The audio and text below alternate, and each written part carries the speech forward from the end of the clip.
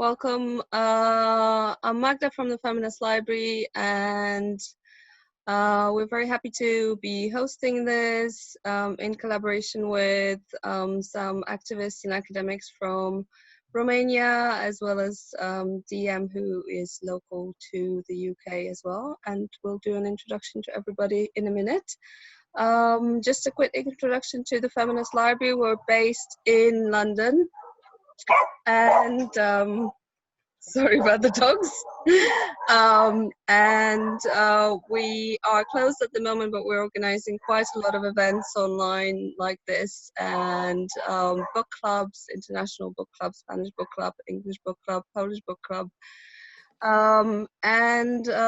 Personally, I'm Polish, so this is a topic also close to my heart, because there's been similar events, unfortunately, happening in Poland, and just in the last few months, we've seen a third of Poland has declared itself to be LGBT-free zones. Then the parliament debated another anti-choice law, as well as banning sexual education, calling it pedophilia,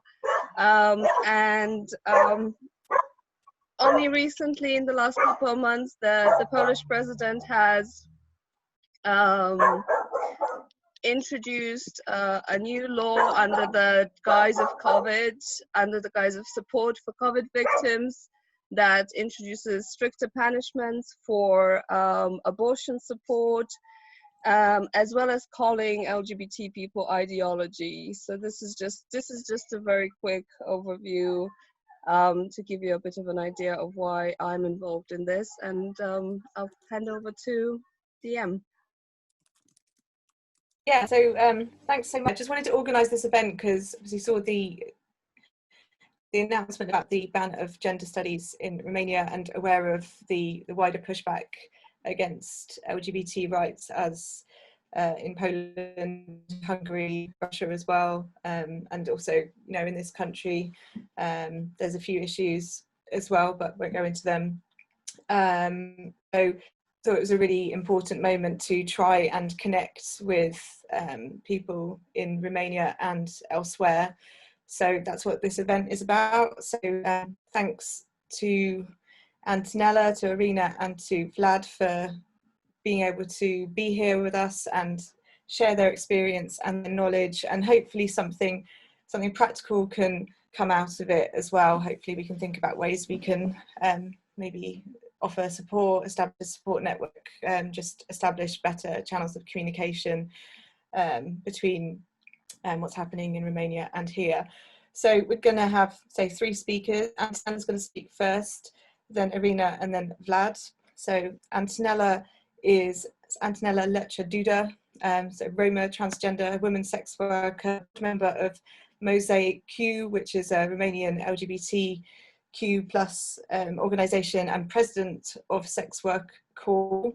That's your full biography. So everybody's going to talk for about 10 minutes, and then we'll have an opportunity for questions and answers after everybody's spoken. So Antonella, do you want to take it away? Yes. Hello everyone, nice to meet you. It's a good pleasure for me to participate to this Zoom, and it's a pleasure to meet the Feminist Library from UK. And I'm very happy that intersectionality subjects are talking in public by all human rights activists. As you all know, in Romania, the transgender community, it's a very direct attack this amount by the politicians, by the conservative politicians. So all the politicians from conservative just give a law, like in Hungary, to ban all identity or gender studies. So it's a big step for them to go in the direction of banning even the change of documents of transgender persons. It's very similar with what happened in Hungary. So in these moments, all the transgender community in Romania, it's passing a very difficult moment, a very vulnerable moment, and need all the support and all the solidarity, even international. So they can give big visibility for the transgender community in Romania, because we don't have a movement of trans person, of trans community in Romania. So it's very important for us, international solidarity that speak for us to the high level, or maybe politician level, with another NGO from other countries, to reach all this visibility for our community, and to fight against all this attack from the politician. LGBT community in Romania, it's very vulnerable community, even before this law by this senator, Romanian conservator come. We always have a lot of issues like HIV problems with treatment, issues like gay marriage, equality. So we have a lot of issues, like transgender community don't have the right of hormonal therapy, changing documents, and a lot of more issues. So this movement, which is very big in Europe, it become very dangerous, because they are very organizing, and they have a lot of resources from America and from all these religious movement, and they try to change Balkanic countries to make them go back in history. The sex worker communities, which I'm the president of Sex Worker Romania, organization who work nearly with the transgender community sex worker, which are also the most vulnerable part of LGBT. We have a lot of persons that don't speak publicly very intersectionality. We need this intersectionality in all NGO, international, national, and globally, because we must treat all these issues and find a solution that all have the equality rights in front of the authorities, like not to be oppressions by patriarchy, and stopping being the most vulnerable from this society. We have this movement in Romania, very nice intersectionality, feminist, intersectional with trans woman, because we know now in the whole Europe we have this movement against trans, like feminist radical who say transgender women are not women, and this is very hard for us, and a big attack also from society and from feminists to our transgender community. We have also the Swedish model. We fight against this model, because all the sex workers must be first speak with them before give law for them. We have this European woman lobby, which take decision for sex workers' rights without speaking with the sex worker community. So we never participate to this public debate for making advocacy for our rights. And that's why we need very much speaking about intersectionality and putting on the public agenda of all human rights organizations these issues. Thank you. Thanks so much, Antonella.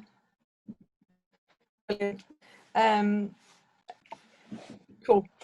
Irina, do you want to speak next? So Irina is a feminist researcher and educator and co-founder of Front Feminist Romania platform.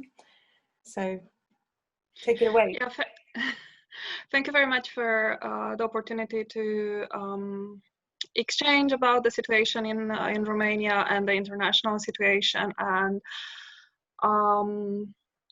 Yeah, Antonella presented quite a lot about the situation and the danger of implementing this law. I will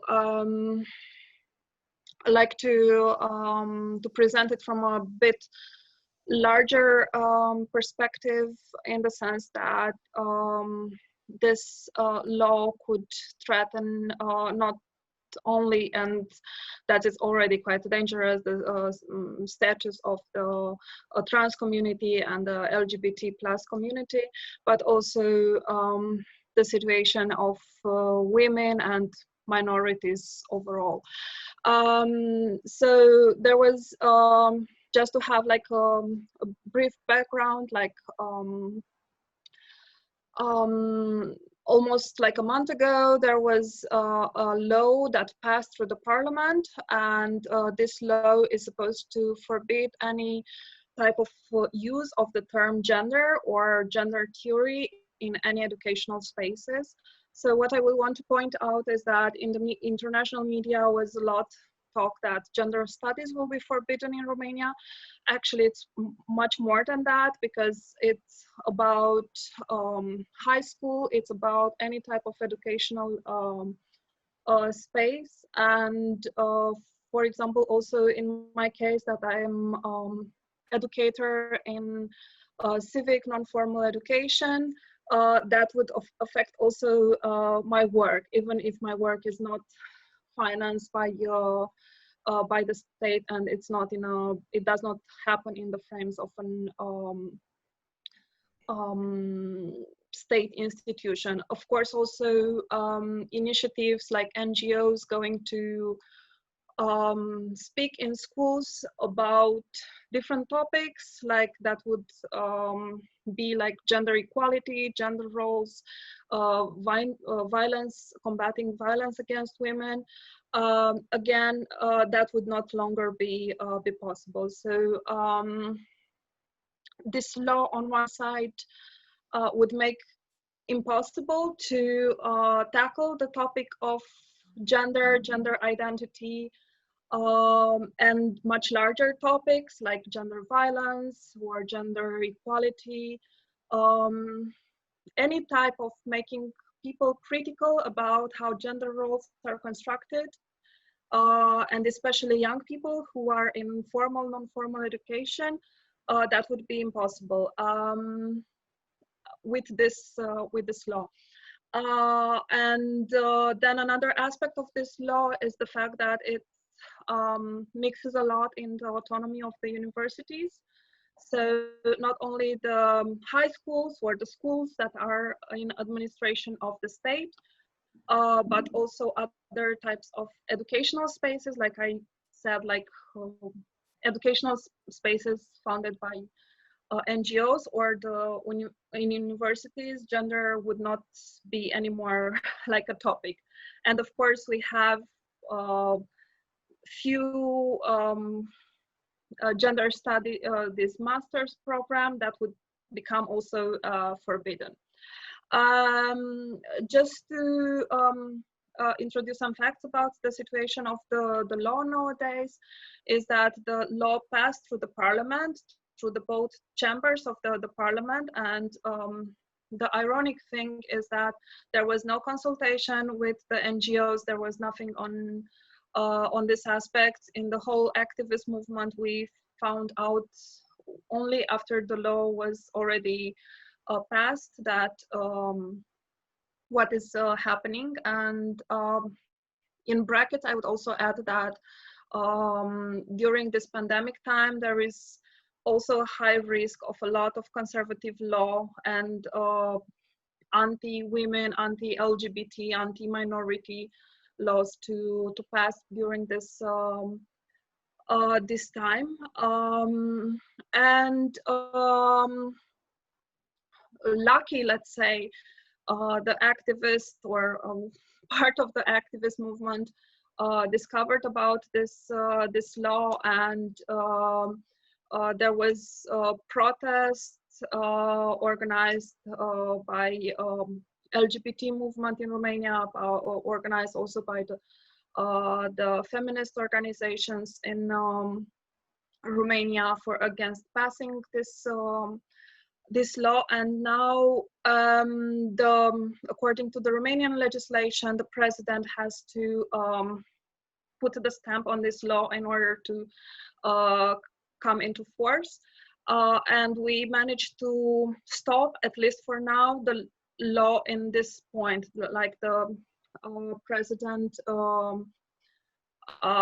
at least gave signal that will not pass this law, and to my knowledge, this law is sent for reanalyze at the if it is constitutional or not. But maybe Vlad is much more in touch with all this process, and will give you more information later on. Yeah, and what I wanted to point out is that this law has very negative effects at very different levels. First of all, and the people who are most impacted by this is the trans community, the LGBT plus community, but also in a broader but not so far away, it impacts also all women and non-binary person in Romania, and it's also a type of law that comes from a very conservative, heteronormative, nationalistic narrative, which we all witness in the east of Europe and across the globe, and this type of legislation would make impossible to discuss about policies that have to a component of gender. So, for example, policies that will be on the topic of combating violence against women, or policies that will try to make even maternity or paternity leave policies, or any type of policies that will have a gender dimension, would be on long term impossible to be discussed, and also a way of making people impossible to tackle any discussion on this. Well, I repeated myself quite a few times on this, and it's maybe I'm there was in the whole feminist movement a lot of fear and bitterness about the situation and what will come in the future. I will be able maybe later on to give more intervention. Thank you very much for listening, and I will pass the microphone to Vlad. Thanks so much, Irina. And yeah, now we have Vlad Viski, founder of the LGBTIQ rights organization MozaiQ, which is active in campaigning for queer rights, as well as providing a social network and activities for LGBTQI people in Romania. So take it away, Vlad. Thank you so much. Thank you for having me and organizing this debate. Thank you, Antonella and Irina, for a lot of the insight into the story. Almost I have nothing left to say, but I'll try to say a few things to add. So I would like to start by saying that what we're witnessing actually is a transnational movement which has been building up throughout Europe, and we're talking not only about Eastern Europe in countries like Romania, Poland, Hungary, but also in Western Europe. We have similar movements, Le Manif pour Tout in France. We have movements in Spain. We have in Italy. In Croatia is very strong. And it's this battle, this cultural clash concerning gender ideology. Gender ideology research has shown that is a term which was invented and promoted by the Catholic Church, especially in South America, with quite a large success in South America, in Peru, in Brazil. We see this sort of push against what they call gender ideology, and with that, we're talking about reproductive healthcare and reproductive rights for women, also transgender individuals, also the LGBT community. In Romania, such networks have been active since early 2000s. In 2005, 2007, they tried to change the Romanian constitution where to ban gay marriages. After that, they failed in that endeavor. So they moved on in 2011 to change the civil code, and they banned gay marriages in the civil code. After that, they pushed to restrict abortions. And more recently, between 2015 and 2018, we've been witnessing a discussion, a national discussion about changing the constitution and banning gay marriages in the constitution in Romania. It was quite a huge debate about the role and the place of LGBT individuals and citizens in society. In the end, the referendum itself failed because only 20% of Romanians went to the polls to cast a vote, and there was a minimum threshold requirement of 30% participation at the polls. But these groups, regardless of this failure of this referendum, these groups have been active in Romania with support from American-led groups. And we're talking about groups such as Alliance Defending Freedom, a group which has been increasing its funding in Europe.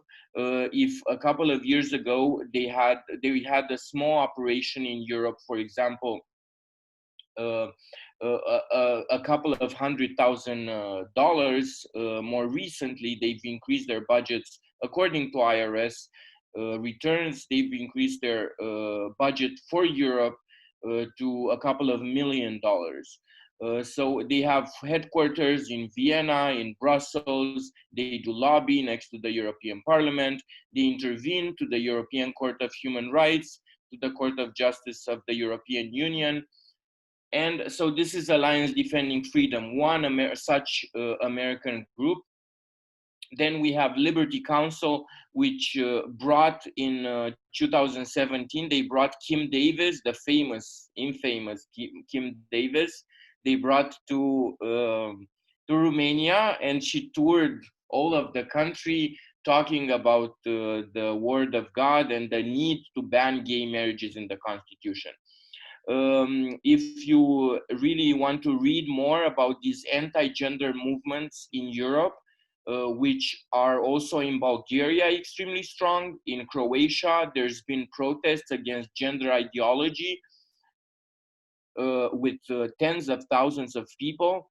If you want to read, check out David Paternotte, Anti-Gender Movements in Europe, a book that really looks in depth into these sort of networks that coordinate each other. There's the World Congress of Families, which is organized every year, which is an opportunity for activists, conservative activists from the Vatican, from South America, from Russia, from Western Europe, Eastern Europe. They all meet every year at the World Congress of Families. They have workshops, they exchange ideas, they exchange practices, and then they move on with their agenda to promote their hateful speech throughout Europe and throughout the world. So going now to the current context in Romania, the bill which bans any talk about gender ideology in schools and universities, it was promoted by a conservative member of the parliament, which has ties to these conservative groups that I've been talking to you about, which has been involved in the referendum to ban gay marriages. but what it was impressive for us, it was the resistance that the queer community and in general people in Romania had towards this bill. It was quite surprising because we were in the middle of a pandemic, we're in the middle of an epidemic. Any sort of protest is forbidden, but yet people, a couple of hundred people went out in the streets to protest this legislation in Romania, risking fines and clashing with the police. Besides the protest, we've organized a petition for the president with 50,000 signatures. We've written a letter, a memo to the president showing him real arguments, constitutional arguments, why we think the bill should be rejected by the president. We've had a great visibility for trans people in the media.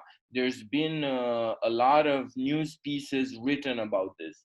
After that, we've written to the European political parties, to Rainbow Rose, the European Socialists, to Renew Europe, to the intergroup in the European Parliament, the LGBTI intergroup in the European Parliament. We've received answers from all of these. 64 members of the European Parliament have asked the Romanian president to reject this bill. So there's also a great solidarity in the European Parliament and quite a strong number of MEPs. We've had a mailing campaign by citizens with over 500 emails sent to the president to stop this bill. We've had video campaigns online, people making memes and so on. So this topic, people reacted quite strongly to it, and it was a first for us. I was telling my colleagues, who would have thought that in the middle of the pandemic, the first group who would rise up would be transgender individuals. And that is an extraordinary aspect which has happened in Romania. Obviously, there might be a lot of explanations, and one of the strong explanations is that trans people do not have anything to lose in Romania. They are so vulnerable, they have no legal protection, they're marginalized, they do not have jobs, they do not have access to healthcare, they have nothing to lose, and they're ready to fight for their rights, they're ready to fight in the middle of a pandemic. The other aspect which Irina has talked about has to do with the articles of the Constitution of Romania, which this bill forbidding any discussion about gender ideology. So this bill goes against the Romanian Constitution from our point of view. We're talking about freedom of expression, we're talking about right to education, we're talking about a lot of fundamental rights which would be forbidden.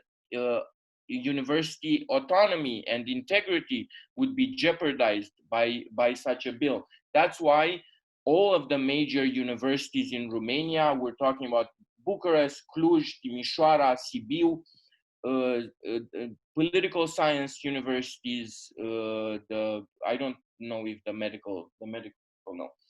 Anyways, so a lot of universities and all the major student-led organizations came out against this bill, saying that it's an infringement on their academic freedom and independence.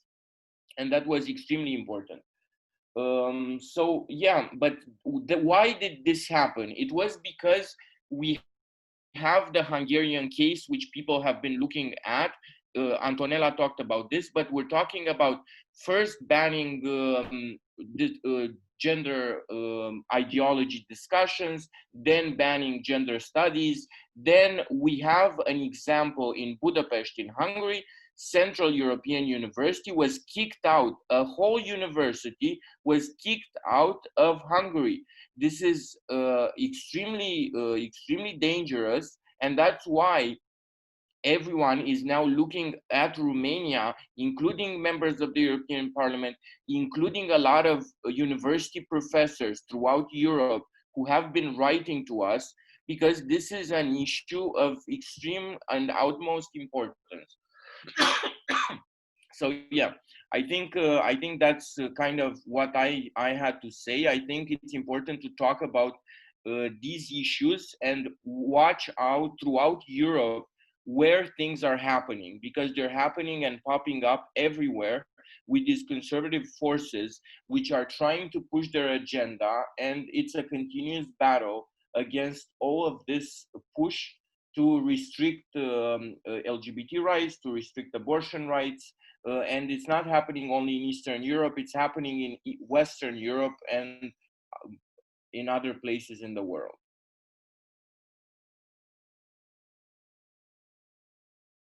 So I need to unmute myself. Thank you, Vlad. That was really informative. Thank you, Antonella, and also Irina, again, for the amazing insight there. Does anyone have any questions? Magda did put a question in the chat, which says, did you have a big backlash against protesters in Romania? In Poland, people have been fined crazy amounts for protesting during COVID, even when it was safely distanced, and some people have sued. Actually, the police in Romania took the IDs of participants in the protest, and today a lot of the participants in the protest received the letters from the gendarmerie, from the police. There are no fines, but there's warnings against them participating in those protests.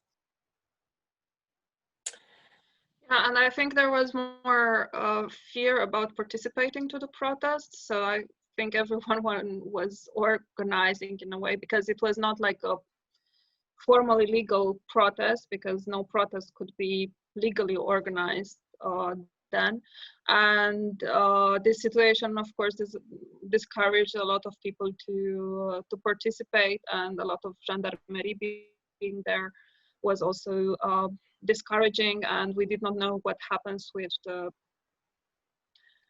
gendarmerie collecting the ID, and we hope for now, like Vlad said, that it's only warnings and there are not going to be fines for this. On a broader aspect is that many people in Romania, they are not openly LGBT or LGBT allies, so they cannot be. And so for people, for example, living with families, and that could also put them in danger in a way. But from otherwise, the police, there was no violence with the police, luckily. Sorry, I interrupted. Yeah. I see one question there. I want to tell a little thing about what my colleague Vlad from MozaiQ said about founding and about founding from America. You know, it's very hard and very difficult for the transgender community take funding from outside to make a big visibility and to make a big fight with the conservative powers in Romania. The conservative power in Romania have a lot of support and a lot of funding. So it's very difficult to fight with them if you don't have a strong movement, an intersectional movement, and a big money funding movement. So what is more important, because I see a lot of organizations that give grants, they make very difficult for this vulnerable community like transgender community. It's very difficult to have access to this funding, because everyone wants academic words, wants big sentences like, yeah, I will change all Romania in one day. So it's very hard to have access to this funding. But the conservatives are very intelligent and are very smart. They are using like church power and universities power, which are conservators and teachers, making groups, and also in parliament we have a group that it's called the ecumenic group. It's a group of religion, ultra-religion, conservator, and nationalists, which are very homophobic. They start the referendum gay, which my colleague Viski tell you before. So this group in parliament, it's very big influence for all the laws that coming in Romania. So if the church wants tomorrow to ban the gays from Romania, he can do this.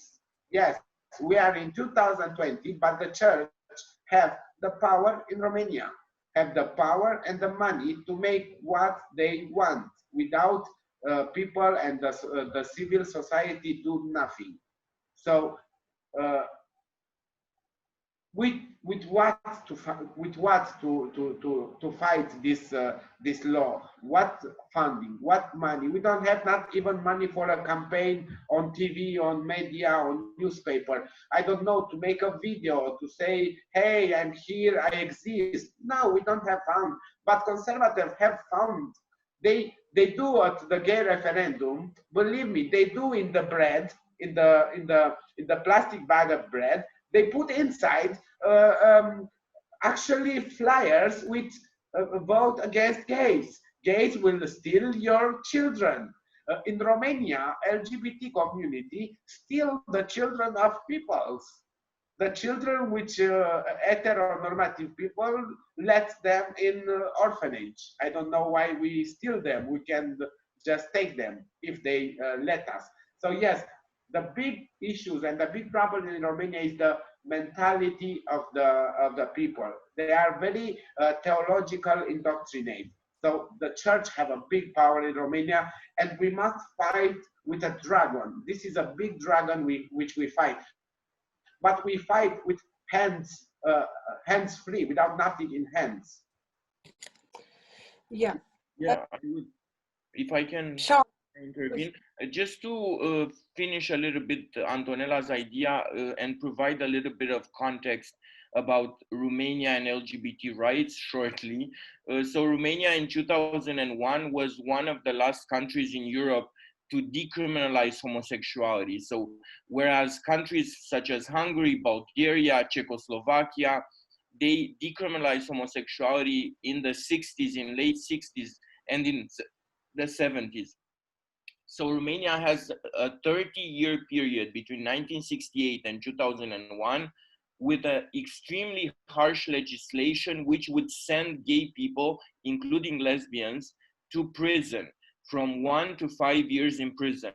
In the 1990s, there were dozens of gays being sent to prison, including lesbian Mariana Cetiner. Amnesty International declared her a prisoner of conscience based on or sexual orientation, the first time Amnesty International did that. Then we've had a lot of discussions about Romania joining the Council of Europe, the European Union, and still having this brutal law which would send people to prison. After 2001, what we've seen is obviously a little bit of liberation and emancipation, with the first Bucharest Pride taking place in 2005, and now in 2019 having about 10,000 participants in Bucharest Pride. At the same time, right now, Romania finds itself as being one of the last 7 countries in Europe, which does not, in the European Union, which does not recognize civil unions or gay marriages. So there's no legislation for gay couples. There's no legislation for trans people. There's only one article in one small bill which allows them, based on the will of the judge, to change their papers. There's no HIV strategy. There's no legislation concerning intersex people, for example, and so on. So there's a lot of issues that Romania is confronted with, and the LGBT community finds itself vulnerable in front of the state not being an ally of the community itself.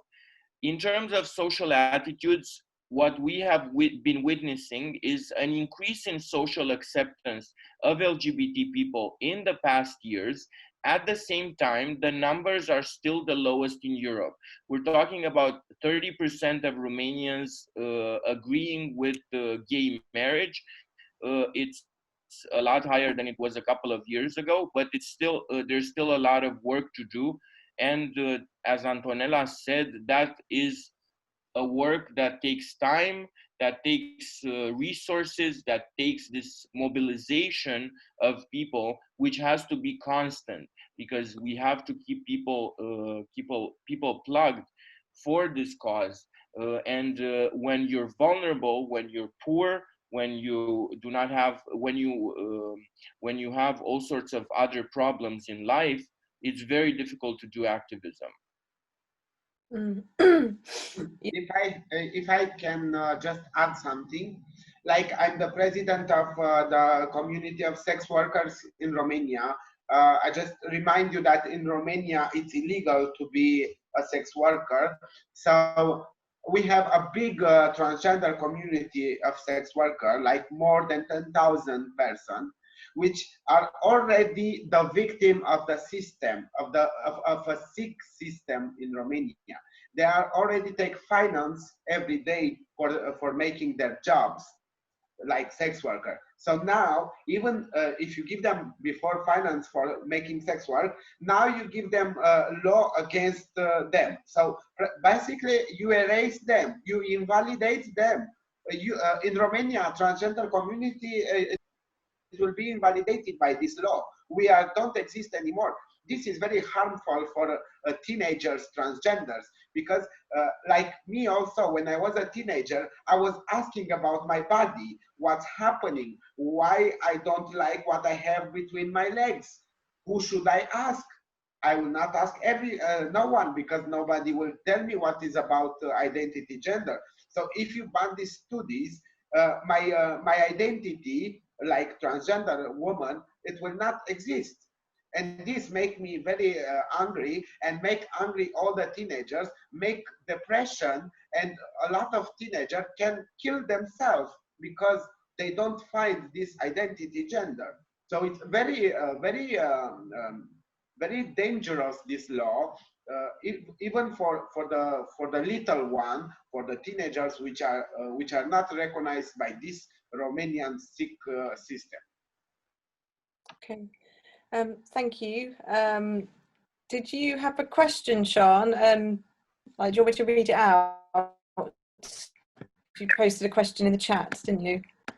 Sean Norris, about, are you seeing US influence in terms of support of this bill as you did with the Coalition for Family Referendum? I'm not sure if that was that answered sort of in between the stuff you were saying, but can you answer that question? That's from Sean, so I can repeat that. The influence of US influence for the support of the banning of gender perspectives in all aspects of Romanian education. That's a question. Are you seeing the US influence? From Sean. Yeah, I mean, it's gonna be a short answer. We don't really know. I mean, it's been a very short blitzkrieg, and we don't know yet who's behind the blitzkrieg. But we can just look at some of the characters, the political characters that are involved, and they're the same people. Obviously, reorganizing. I mean, that's one thing which we have to understand. These conservative movements are not a monolithic block. They're internal. They have internal battles and internal struggles as well. And oftentimes, some people leave, some people come. Organizations, they have different interactions and so on. Yes, I can say yes, because we are not stupid. We can see that are the same person, and we can see they are very, how do you say, they promoting the Donald Trump law, Donald Trump new evolution of the world. So this make me understand that if you support them, then you must be paid, because it's it's like Donald Trump gave against the law law against transgender community, a lot of them. Transgender community from the Donald Trump come to the power, it was very hard attacked by him. So yes, we can understand that they are behind this movement, the same which are behind the movement of referendum gay. But we also have to confirm that this little group of religious from parliament are the same which are started the referendum. And also, I must say that this law against transgender community, we didn't know nothing about her until half hour before the commission start I don't know how to say it. They start the public speaking. So they come with this law.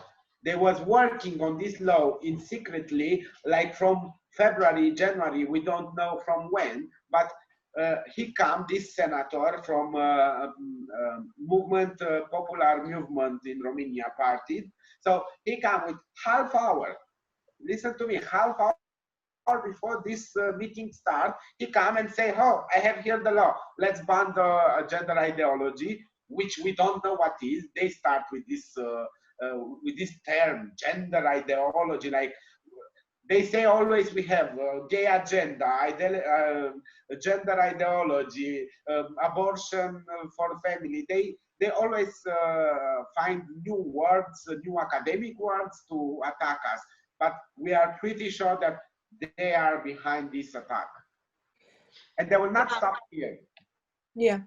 Yeah, just to add up, actually the discourse for this law was very much inspired from the church discourse of the law, because in Romania was like in the law was written to forbid proselytism of gender, which was the first time when we heard such a concept of proselytism of gender, like promoting gender. And it's also very ironic in the way, because I would also like want to bring a little bit a broader perspective on the situation of women's rights and sexual education in Romania. We have almost no sex education in Romania, so it's not like many people would talk about gender and the discussion about concept of gender. And there in the whole country, I think there are 2 gender programs, which means maximum 15 people every year graduating gender studies based case scenario. So and in high schools or other types of schools, there is for now there was only like an optional class who less than 10% of the pupils were taking those class, and on that class was done some sex education, among other sanitary education and other things, and maybe there they would, if the teacher has the knowledge and so on, would mention the word gender. And otherwise there are very few organizations who do mostly pro bono work, and maybe meeting one school class and talking about gender roles, gender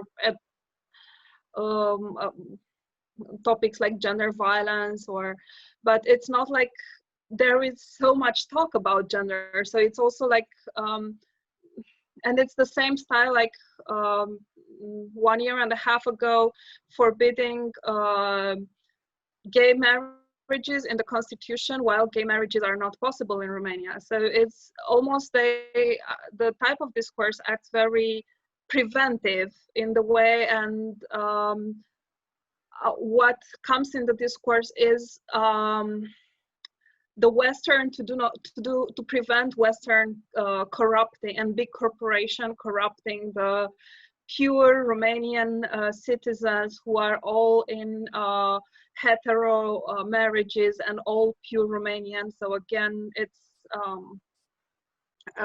also discourse against any other type of ethnicities or diversity in religion, or people who can declare themselves atheists. That's also not so accepted in Romania. And Antonella and Vlad gave you quite very good perspective on the situation of LGBT plus community, on the trans community in Romania. I would add some words about the situation of women in Romania. We have among the highest rates of gender violence in Romania. Over 54 people in a percentage of the population would consider that rape is acceptable in some circumstances, which is a percentage that is totally unacceptable to consider rape as acceptable. There is a very high number of violence. There is a very high number of abortions, and while I'm totally pro-choice, this high number of abortion comes from lack of sex education, lack of other options for women. Of course, no sex education means very high numbers of among the highest in Europe on sexually transmitted disease. Also, women in Romania are dying in the highest percentage rates from cancer that could be totally sorry, I'm lacking the word Prevented. Please? Prevented. Prevent. Yeah, it's a type of cancer that totally could be prevented, and it affects only women, and women between 30 and 55. This is one of the main causes why women in Romania between these ages are dying, and it's a type of cancer that in many developed countries is totally prevented, and there are no mortality rates, and in Romania these mortality rates are very high. So in all different aspects that are important for women, and Romania is not doing so well, and yeah, not discussing about gender and about all these aspects would put another layer that would prevent any type of policies for improving the situation of women in Romania. Yeah, well, I think it's, I mean, when you think about it in the British context, the gender ideology discourse is also here, and it's articulated by the trans exclusionary, or what called trans exclusionary radical feminists, but that discourse is used, and I think it's very clear from what you're all saying of the need to, you know, organise on a transnational level as well, and try and build better networks. I think it's a bit complacent in Britain, in my experience anyway, of, you know, the kind of relationship between like academia. There's a lot of online activism. I'm not so sure about how connected everything is, or how easy it is to be connected, to be able to respond, because obviously this has been going on for a long time, but it's very much you know, has, you know, very kind of national and regional dimensions, but it's you know, it's an organised attack on, you know, on us all really, but with, you know, you're at the kind of sharp end of it, unfortunately. So yeah, sorry, there's some questions in. If you want to unmute yourself, Sian, and ask the questions yourself, feel free to do that. And if anybody does have a question, and you want to like wave and unmute yourself, and, you know, introduce yourself, maybe where you're from, and if yeah, Shashan, do you want to do that? Yeah, sure. Oh, I'll turn my video on. There we go. I was going to ask Irina, because I remember speaking to you a while ago about whether it's still the case that parents have to give permission for their children to have sex education lessons, and how the church was campaigning against that, so telling parents that their children would be corrupted if they had sex education lessons. Is that still the case? Is it still? Yes, actually, it's much more the case than even before, when we were talking a while ago.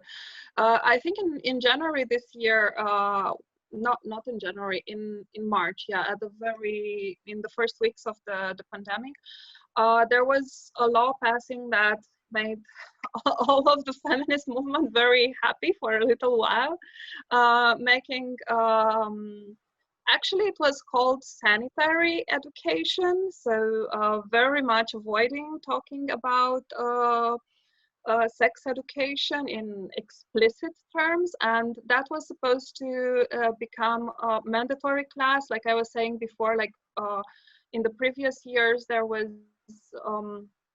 a class that was only pupils could take it just for one semester in the whole education, and that was optional, and less than 10% of the pupils were taking, and school were deciding if that class can be introduced in that curricula or not. And now I think, yeah, 3 months ago or something like that, there was a law proposed, and it passed to a certain degree, making this sanitary education mandatory, but that meant just one single class, like 50 minutes of discussion per semester. And of course, there was not so much, it was not only sex education, there was more on sanitary aspects, education for family, many aspects. And this was proposed to be mandatory in the mandatory curricula. But then a new amendment was given, making exactly as you said, that the parents need to opt in for that class. And it's very ironic because, for example, we have religion, which is from the 1st grade till the 12th grade in Romanian schools, which is part of the curricula. And for children to take part in that, it's automatically, as a pupil, you take part in that, and only if you do not want to take part in that, parents need to opt out. So it's a lot of unfairness why religion for so many hours, and and so a lot of time is given, and parents need to opt out if they do not want that. But for sanitary education, which includes sex education as well, you need to opt in. And besides this, what looks like a formality, there is a lot of social pressure, because the church is doing a lot of pressure, which has high impact, and church has much more power, especially in rural areas or small town areas. And every Sunday there is discourse in the church about the danger of sex education, and the priest educating the parents how dangerous it is to let the children and the school to do any type of sex education, saying that it would make young children to become impure. And that happens in a country where we have huge number of teenage under 18 years old mothers. Yeah, so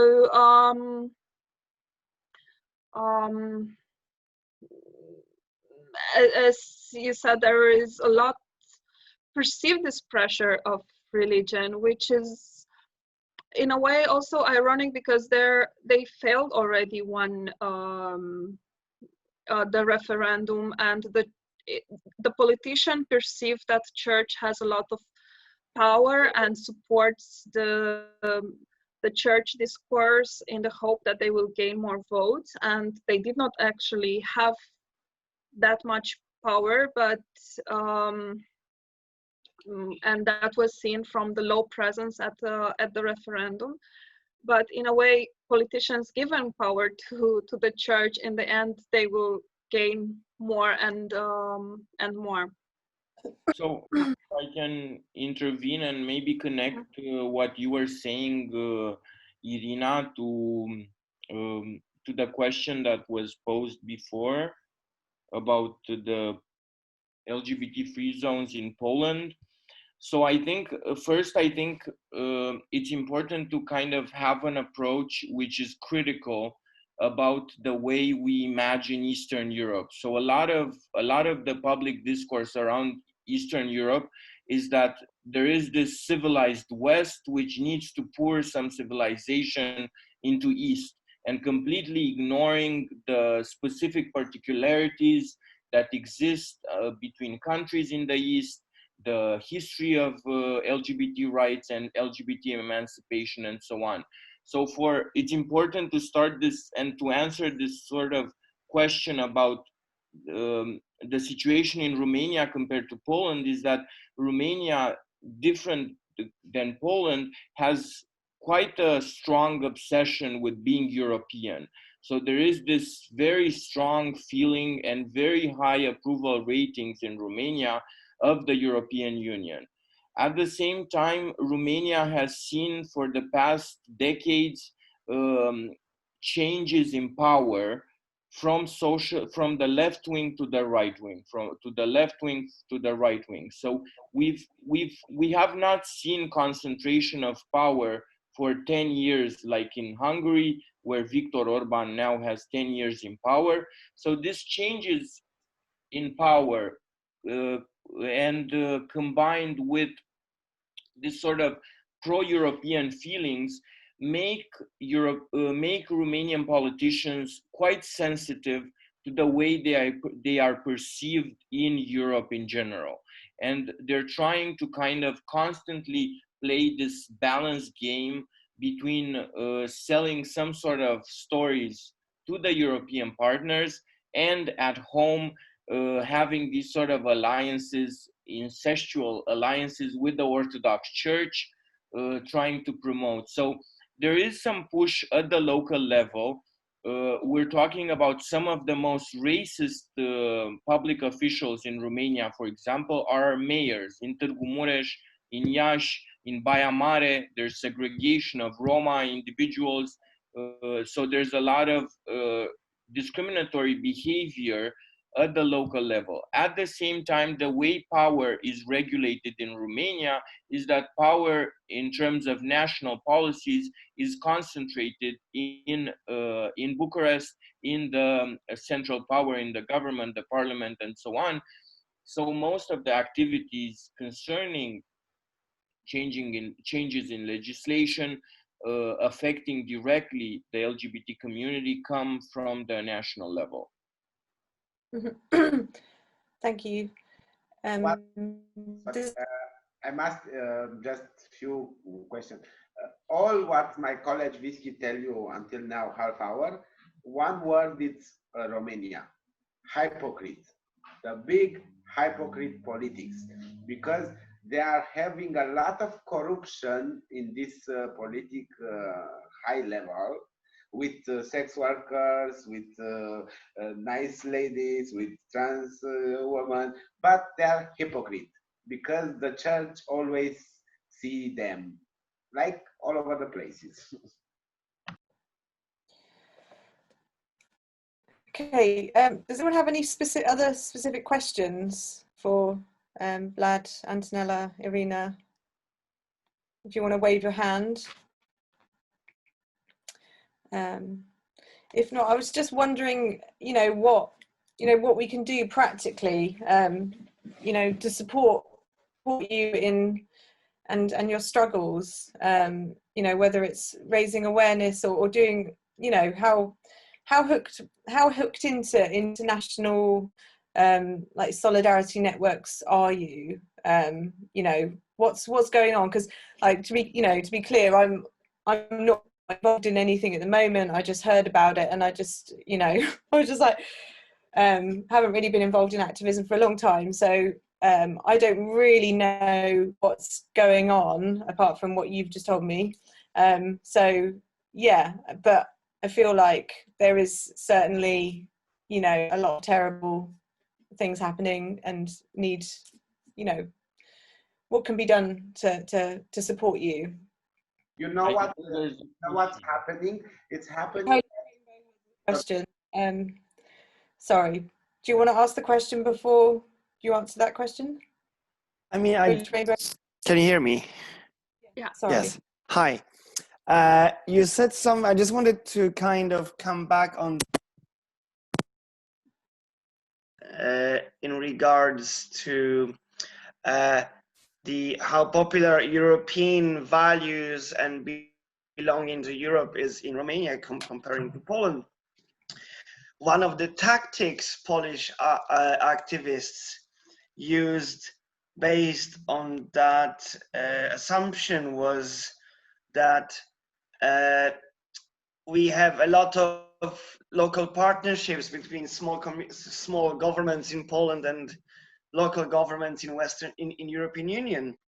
So we activists would inform those towns, and then furthermore they would inform European Parliament. And now we have discussions in European Parliament that Poland will not receive any more funding provided it gets their affairs together. If Polish local governments and president and parliament will be trying to pass homophobic or anti-LGBT, anti-trans legislation, the funding will be over. So maybe, well, I mean, just a suggestion, you know, it's hit them where it, you know, some governments do not understand that being a part of European Union is you know, co-opting the values and not just making money out of it. So that's a suggestion. I remember lots of activists do that in Poland. So just a thought. As an activist, I have to be pragmatic also and kind of see reality in a different way, beyond the values. And I think, I mean, we have to think critically of Europe, because Europe really, they let Orban change the constitution in Hungary. They let Orban get away for 10 years with a lot of bullshit that he's been doing, changing the constitutional court, changing the election law for local municipalities. So I don't have any sort of grand expectations from Europe that it will ever go on LGBT rights on the nuclear button, which is stopping funds from Poland. I think European Union has shown over and over again that it's able to bend over for certain leaders based on political interests, based on, I don't know, the European People's Party, which is the party which has been leading Europe for over 10 years and has been letting all these authoritarian governments move on with their agenda. There's been other examples throughout the years that concerning negotiations for joining the European Union, closing an eye on, for example, in Slovakia and Latvia, on anti-discrimination legislation. So I think when it comes to these local connections between cities, that is more cultural, it's symbolic, it doesn't really have immediate policy effects. And in terms of larger changes, we're talking about a European Union, which I really don't think on LGBT rights will go to punish Poland with cutting the funding. Yeah, I think there's a lot to be talked about the relationship that the European Union has with, and also that I remember the example that I wanted to give. So in Romania in 2018, a couple of years ago, in 2015, a Romanian couple, Adrian Coman and Clay Hamilton, a Romanian American gay couple married in Belgium, they sued the Romanian state for the Romanian state to recognize their gay marriage, which was performed in Belgium. The case reached the Court of Justice of the European Union, which said that European legislation has to be interpreted in terms of spouses and in terms of migration as couples recognized, both gay couples and straight couples.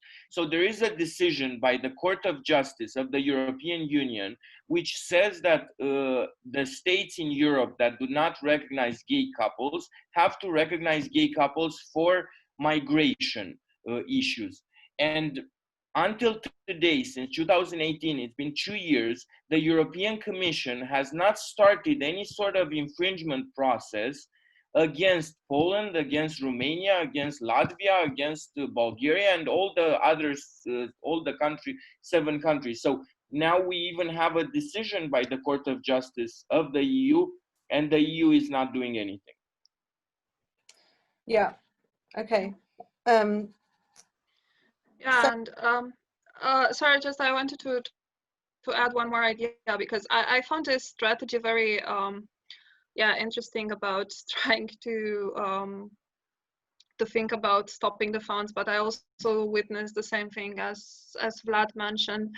And another difficulty of implementing such a strategy is that the few activists, pro-women organization, pro-LGBT plus community organizations are mainly in Bucharest and in few other big cities in Romania. Very few people in villages or in small towns would dare to be open of being even feminist, and then to be openly gay and to self-organize. That would be even more difficult. And as Vlad mentioned at some point, Romania, the politics are still centrally organized. So we already have so few resources in doing advocacy at, let's say, top level, that we try at least to focus on that aspect. And then with the local administration, that it's mainly also on this aspect, they also have little resources on influencing what happens in Romania, or at least for now. And also the activist organization have very few resources to address local authorities. Like in example, Antonella said about the difficulties of getting funding, and it's quite important because funding means not only, it means money to make visibility campaign. It can mean a lot of things, but even things like having someone to follow what happens in the policies and doing advocacy work. And for example, at Feminist Romania, we have no one who is paid for doing the work that we are doing, and all of us, we have full-time jobs and many other commitments, and on our extra time we do advocacy work and many other things that we try. And it's on one side, okay, it's great, we are independent, but it's not that much that you can do after having a full-time job, and it's not like something that you can do consistent basis. And we could at least have a little bit more impact if there will be resources to have few people that would follow what happens in the policies, do advocacy, and so on. So in terms of what can be done and how we can receive support, I think, yeah, international pressure is quite important. And there was a colleague of mine meeting also some MPs, and they said that they received actually with this legislation more international pressure than they received during the referendum time in Romania. So hopefully this law will not pass, and one of the reasons is also thanks to the international pressure. So that is quite important. Identifying sources of financing. Actually, it's not nice talking about money, but this sometimes it's about that, because we see we cannot combat what is happening and the whole conservative discourse with empty hands. So identifying sources of finance, and of course networking, and discussing about common strategies, like seeing what worked or did not work in other countries. That's also something that is very useful. My question was, when is the review of the law happening? Do you have a date for that, or is it going to be ambushed like the last time it was brought through? So the president had about 30 days since he received it to look over it. So I think about 10, 15, so 1-2 weeks, we're expecting a decision by the president. But we know that we don't know, but we just think that this law will not pass, because sources of president actually go to mass media and say that this law will not pass. We hope that it will be true, these rumors. And about the Europe, I will say one thing. Europe is hypocrite. Europe can just give you advice, like you are, like Romania, I will give you advice, be nice with minorities, blah, blah, blah, blah. But I cannot force you to do this, not even with money, because they will need this money come back from Romania double. So they will not lose their jobs and their business, dirty business, with money for minorities. No, never. And I would just add one last aspect, which I think it's important about what the president can do. So he can send the bill to the back to the parliament to be voted again. So it's a veto power that he has only once, but he also can send it to the Constitutional Court of Romania to check for constitutionality. From our point of view, as I said before, there's a lot of articles of the Constitution which are breached by this law. However, we have to look a little bit at what happened in Bulgaria, because Bulgaria is a case which a country which did not ratify the Istanbul Convention, which is the Convention against violence against women. And this is one of the basic documents by the Council of Europe which concerns women's rights and especially violence. And that is the main target for conservative groups, because in the document, it defines gender as being socially constructed and being different from biological sex. And that is the main target. And in Bulgaria, the Constitutional Court of Bulgaria gave a decision actually saying that the Istanbul Convention goes against the Bulgarian constitution. This decision emboldened conservative groups, and all of a sudden there is a strong movement against the Istanbul Convention in Bulgaria and against what they call gender ideology. A similar pushback against the Istanbul Convention we also have in Croatia. As I said before, tens of thousands of people protesting against the Istanbul Convention. I've just put some okay, that's good. I mean, I say it's not even my research area, so I'm not coming to this as a total novice, so I'm really sorry for just asking all these questions, but there's been so many changes in the past few years. I just think, you know, what you're saying is, in terms of support, there's clearly a need to raise money, raise awareness, and help push resources your way. But also, I think there's the question of building a kind of transnational response to all of these different kind of pushbacks against feminist knowledge, LGBTQ rights.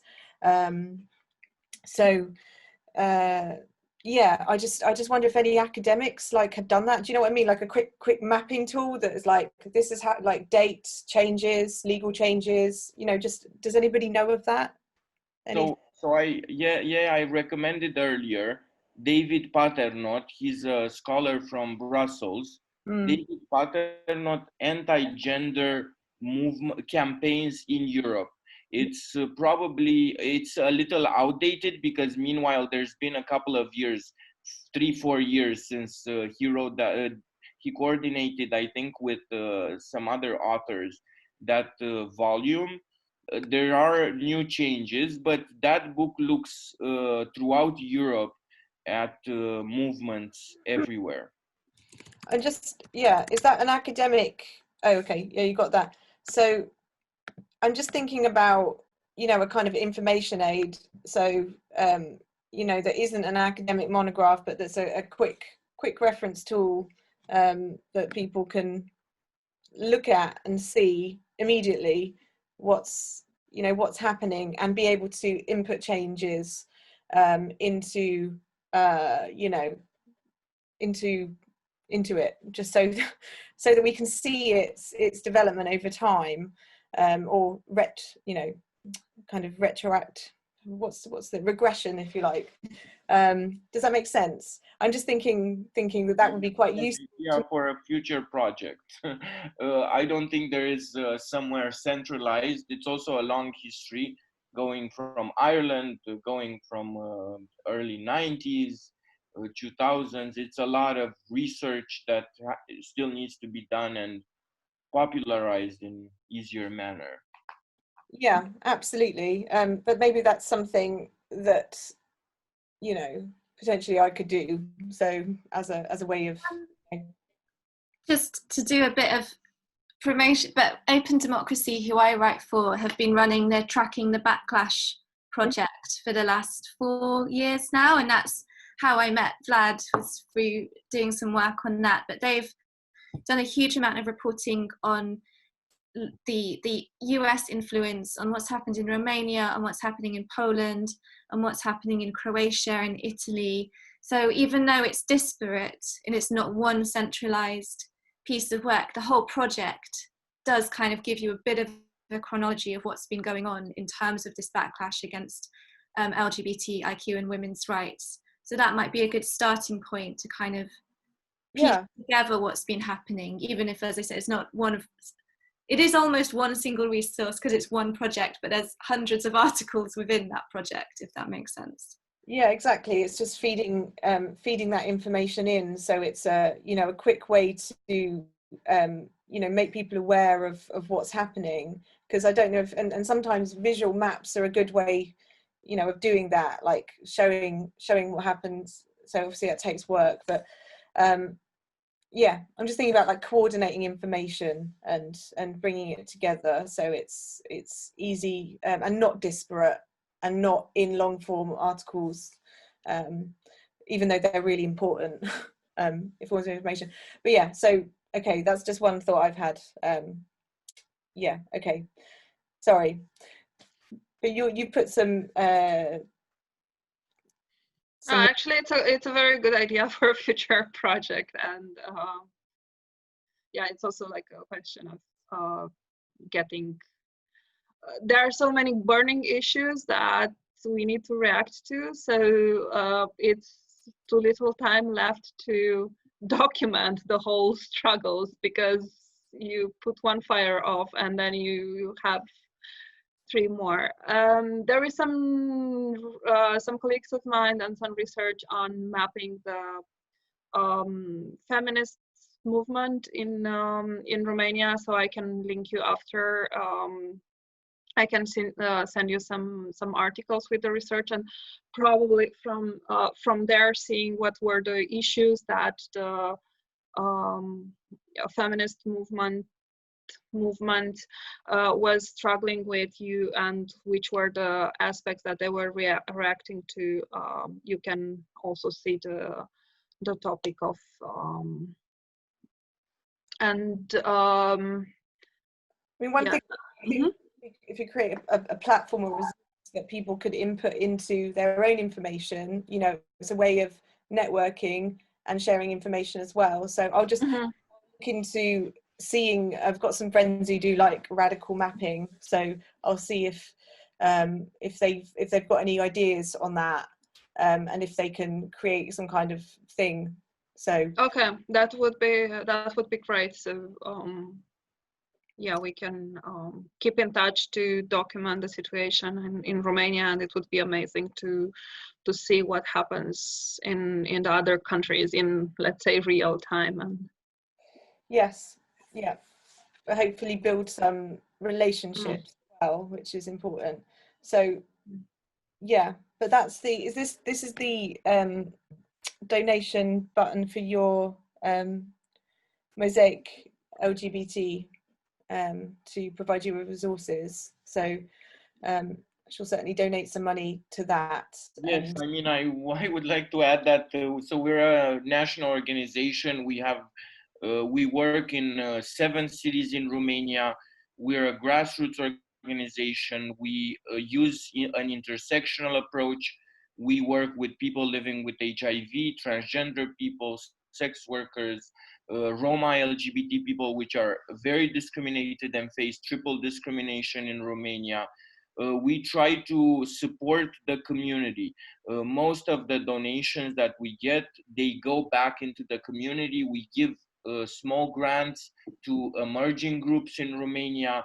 I mean, it's part of our mission to kind of build up the whole movement, not only in Bucharest, but also in other places in Romania, because it's important to have a movement that's not left without any soldiers. Sure. Does anybody else want to input? Because I realise I've been talking a lot and rambling a bit. So, but does anyone? Yes, I just want to add something now.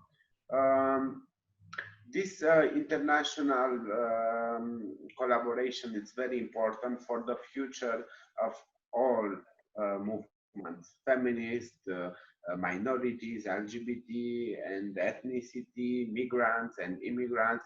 We have a lot of LGBT, transgender sex workers, which are immigrants from Romania, go outside.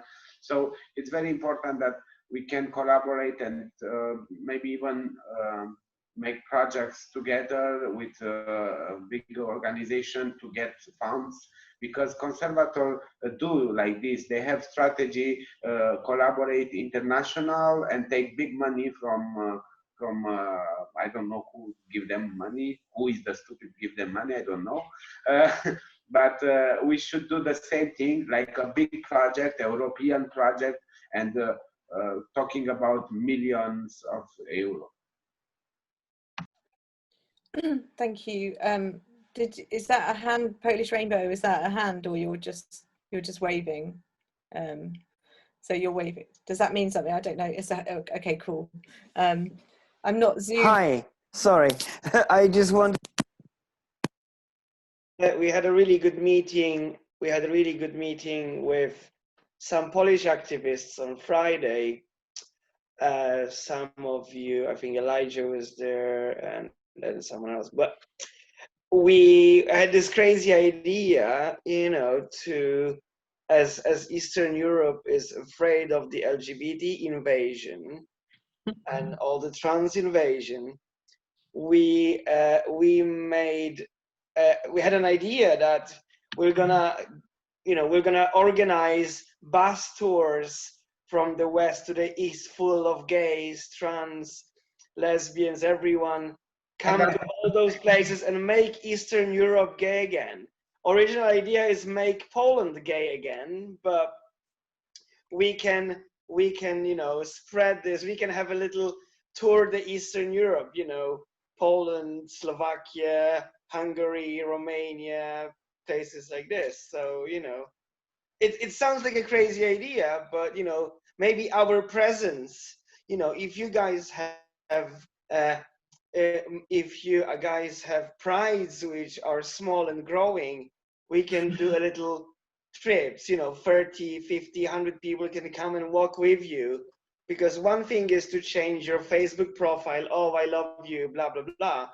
Other thing is to go and march together. And if you're getting stones and bottles and Molotov cocktails thrown at you, we'll be there with you.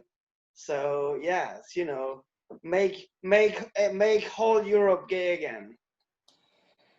And of course, because before make Europe LGBT again, smash the patriarchy, bitch. Yeah. Yes. Make Europe female. And I think in terms of in Britain, I think activists here need to be a lot clearer about making the connections between the assaults on you know, LGBT and feminist knowledge, LGBT rights and feminist knowledge from you know, from the attacks to so-called gender ideology, and make the connections clearer to, I don't know, just to neutralize and downplay the trans exclusionary stuff, because I don't think enough people are doing that, and sort of connecting the worldwide attack on you know, feminist knowledge, LGBT rights. That's not happening enough in Britain. I think they're seen as disconnected somehow. So I think we need to make a more of an effort, or a clearer in our articulation of that. I mean, I know some people are. You probably are, Sean. But I was going to say, have we lost Antonella? Disappeared. Quite possibly, yeah. That she's got some problems with the internet. Oh, okay. But yeah. So, okay. So are we wrapping up the meeting now, or does anybody else have anything else that they want to say before we do? I just want to say, like, a massive thank you to Vlad and Irina and Antonella, and, you know, like, we sort of met online and in real life a few years ago, and it's so inspiring to see the amazing activism and strength of resistance in both of your movements and your combined movements. And yes, it's just really great to be able to sit here and hear from you again and understand what's going on. And yeah, just solidarity and sisterhood from me. Yeah, and thank you for connecting us as well, Sean, because we wouldn't have been in touch with you if it wasn't for you putting us in touch, I think. So thank you, and also, yeah, for your work as well. Yeah, you can also follow us on Instagram, MozaiQ. I'm gonna write it right here. You can find us on Facebook as well. Check out. We have a very strong social media presence. Yes. Great. Yeah. So I hope we can all stay in touch. Do people want to be in touch, like the people who came on this Zoom meeting? I can't see everybody, it's a bit strange, but does everybody want to be in touch with future developments and share information and all of that sort of stuff?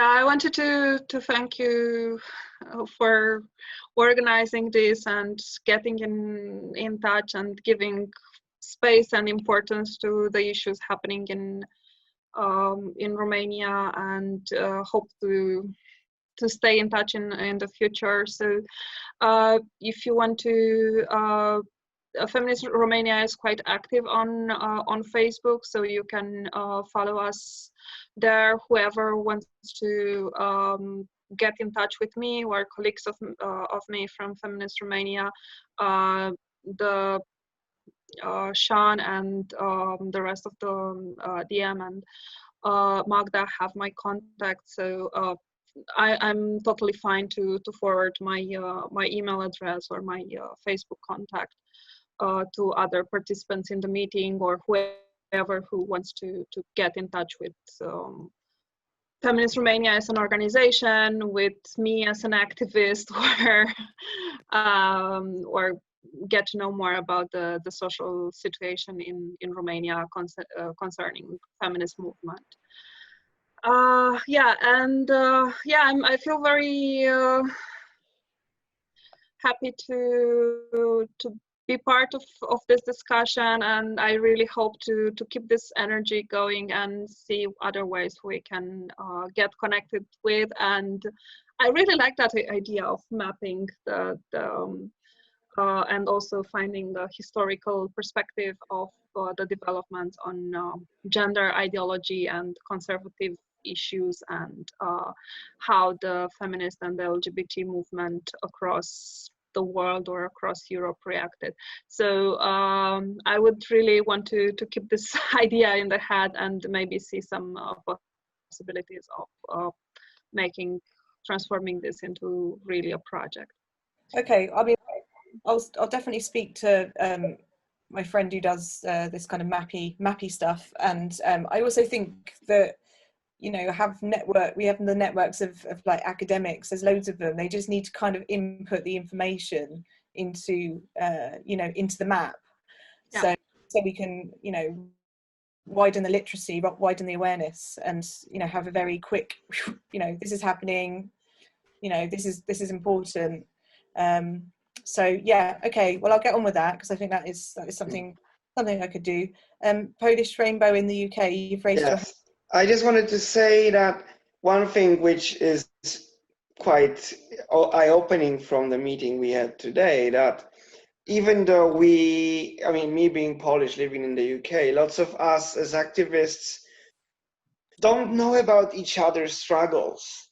Like I can speak for myself, but I didn't have that much knowledge about struggles in Romania because I focus my work on struggles in Poland. And sometimes the exchange of information would be very useful to know that, you know, let's see what we do to make it better, or learn from mistakes, or support each other, and maybe act as coalitions of groups to have a bigger voice. And I'm really like there's such a clear, you know, a clear need to organise on a transnational scale against the pushback against gender ideology and LGBT rights and women's rights and all of that stuff. It's so clearly there's a conservative movement, and you articulated that really well. You know, there's a need for a similar level, like a counterpunch. So I think it's just finding where those counterpunches are happening, and you know, bringing them together. Yeah. So beautifully. Yeah, absolutely. And another thing that we're doing in the Feminist Library since the lockdown is we've started up an international book club, and so we invite everybody to join wherever you are. And we've as part of it, we've started creating online resources for people, where people can get access to different texts, feminist texts, especially translations, because, you know, a lot of our feminist perspective is still very much focused on the Western perspective, unfortunately.